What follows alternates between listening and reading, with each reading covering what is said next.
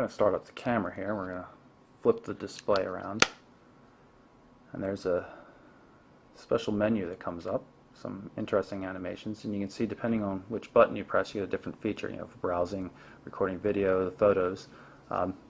Those little icons right there match up with these buttons here. So of course you activate the camera by pressing the shutter button, record video by pressing the little circle button, which is located right here, and you can see left and right do slideshows and playing back to photos. I can just hit this button right here just to go right through and see the photos just like you would on a regular camera. Back button goes to the same menu. Slideshow starts just by pressing this left button here.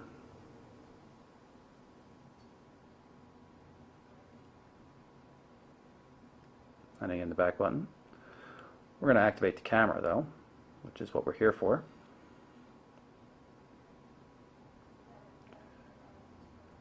Decent enough looking interface at first glance. You can see we'll just press the shutter button a little bit, get focus, take the photo. I have the shutter sound turned off. You can turn it back on, of course. We'll show you how that works. Hit the shutter button here to save it. Bring up the options with this button up top. And this is where things start going downhill. This is actually quite an annoying menu system to use. There are a lot of options on it, but some of the most common ones, like flash control, you really got to dig down in order to get them on. Pull up the menu again. You can see it's set to on. Self-timer, macro mode. This is really far to go into a menu to get to macro mode. Brightness is set high for some reason. We'll flip that down. And of course, once we've set something, we've got to go all the way back to get to the menu again. So it has all the basic functionality. It's just a little difficult to get to. Now we've got the shutter sound on. And there you go. Of course, the real feature for this device is optical zoom. And by using the buttons here, we control the optical zoom.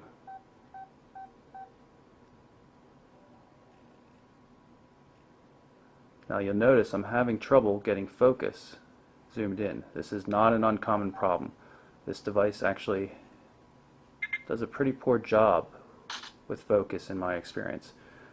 Nails it 50% of the time. If you have really bright light, you're going to be doing maybe better odds than that, but right now we're sitting under 1200 watts of halogen light. It's not dark in this room, and you can see we were still having trouble focusing with the zoom out. We're back at the external menu again. We're going to start the video player with this button here.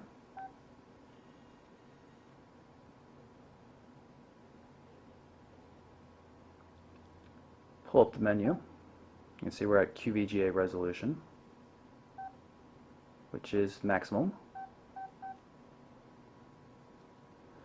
Start a video, and we're now recording the video, and we'll move around a bit just so you can see what we're doing. End the video, and we'll save that. We'll jump to the internal display so we can watch the video that we just shot. And go to full screen mode as well. It's a little brief, so it's hard to up on the D-pad to go to full screen. Video quality is pretty good. While we're here, let's pull up the camera once again,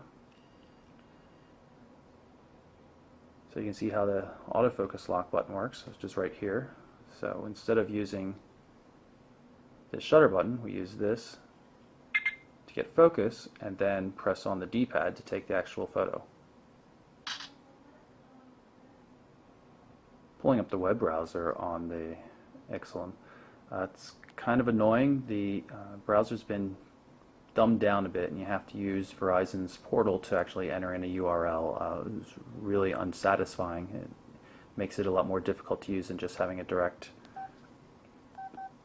way to put in a URL. You can see I just go to www and it takes me to this page instead, so I then have to navigate and then enter in the address. Pretty annoying.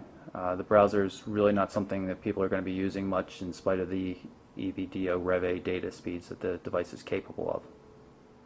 If we go through the main menu, you can see that the C721 is compatible with Verizon's VZ Navigator, and we'll go up into messaging, and you can also see it supports visual voicemail, mobile IM. So I'll warn you that uses text messaging for instant messaging, but you do have AIM, MSN, and Yahoo instant messaging at your fingertips. Unlike many of Verizon's feature phones, the Exilim C721 does not appear to have access to corporate email, only web-based email. You see the mobile email portal come up in a second.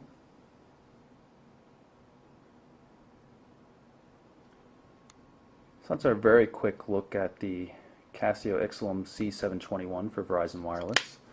The device has some things going for it. You know, optical zoom is definitely something we don't find on camera phones, and as far as Verizon's concerned, 5.1 megapixels is an awfully big camera sensor. But the device I find to be quite awkward to use. The flipping around the display really annoys the heck out of me, and the camera just didn't perform as well as I had expected from an Exilim device. You know, it misses focus an awful lot. It's just, you know, when it nails a photo, it's really, really pretty. But too many times you're missing the photos. The flash isn't powerful enough. You know, the focus is off. The zoom controls a little wreaks havoc with the autofocus system. It's just not been too impressive. Yes, it's waterproof, dust, shock resistant, that kind of stuff, which sounds good in theory, but it's not a device I really think I could pick up, considering I really loved the original Gs one. So in any case, again, the Casio Exilim C721, I'm Michael Orrell for MobileBurn.com.